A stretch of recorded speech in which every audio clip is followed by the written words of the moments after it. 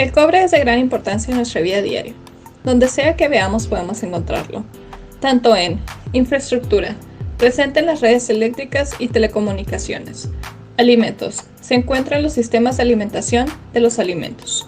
Servicios médicos, utilizado en dispositivos de diagnóstico como la encefalografía. Industria manufacturera, lo podemos encontrar en la industria automotriz, aeroespacial, comunicación, etc. Tecnología, utilizado en la fabricación de teléfonos inteligentes, computadoras, paneles solares, etc. Con esta información podemos darnos cuenta entonces de la gran importancia de la industria del cobre, desde su extracción hasta la obtención del producto final. En este video profundizaremos sobre el proceso de la fundición primaria del cobre, contaminantes que produce, medidas de control y técnicas para calcular emisiones. En el proceso de fundición primaria de cobre, la mena concentrada es tostada para reducir impurezas, incluyendo sulfuro, antimonio, arsénico y plomo. El producto tostado o calcinado sirve como una carga seca y calentada para el horno de fundición. La fundición de mena concentrada tostada produce mata, una mezcla de fundición de sulfuro de cobre, sulfuro de hierro y otros metales pesados.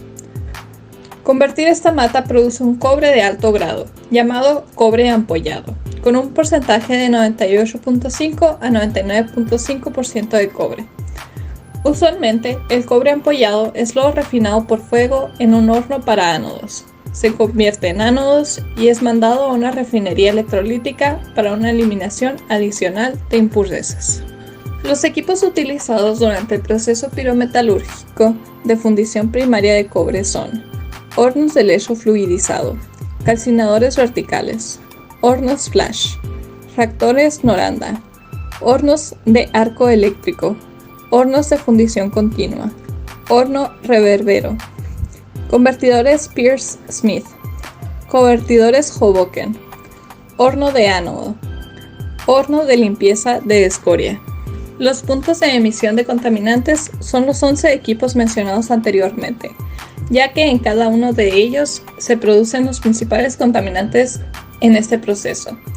También se dan emisiones fugitivas durante las operaciones de manejo de materiales. Los principales contaminantes producidos durante este proceso son material particulado y dióxido de azufre.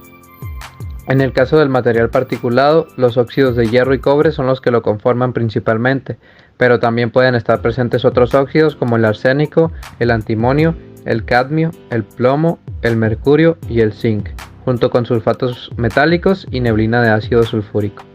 En cuanto a las medidas de control, para material particulado se utilizan precipitadores electrostáticos, los cuales pueden ser de dos tipos: los calientes, que eliminan solo del 20 al 80% de partículas presentes en el gas, y los fríos, los cuales pueden eliminar más del 95% del total de partículas presentes en el gas.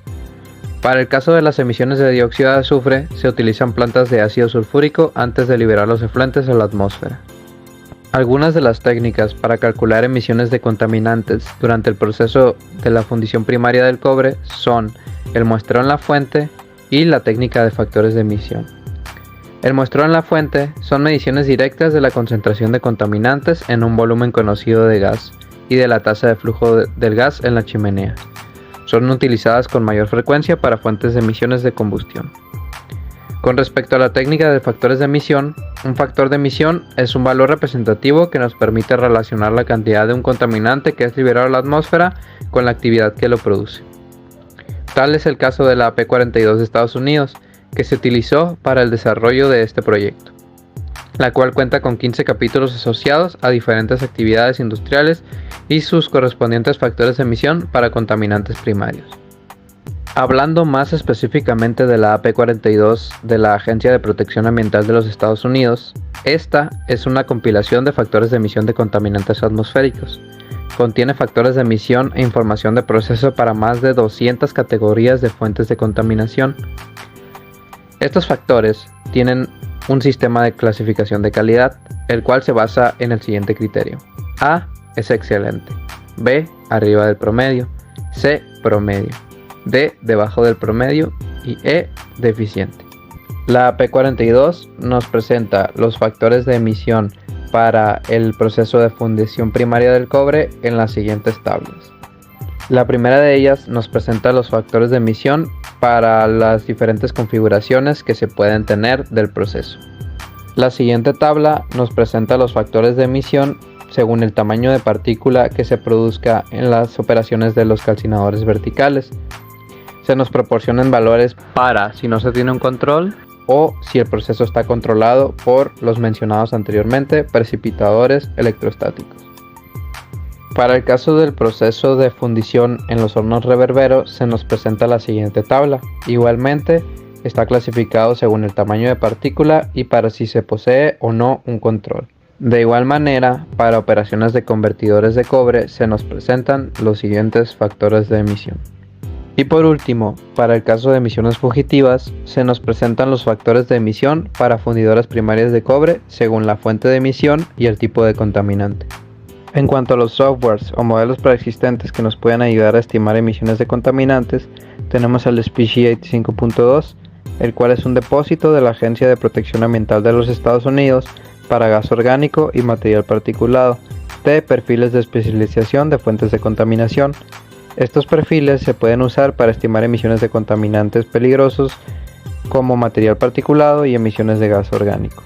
También está el analizador de dióxido de azufre 43IQ, el cual nos permite medir dióxido de azufre en el aire ambiente hasta 100 partes por millón mediante la tecnología de fluorescencia pulsada.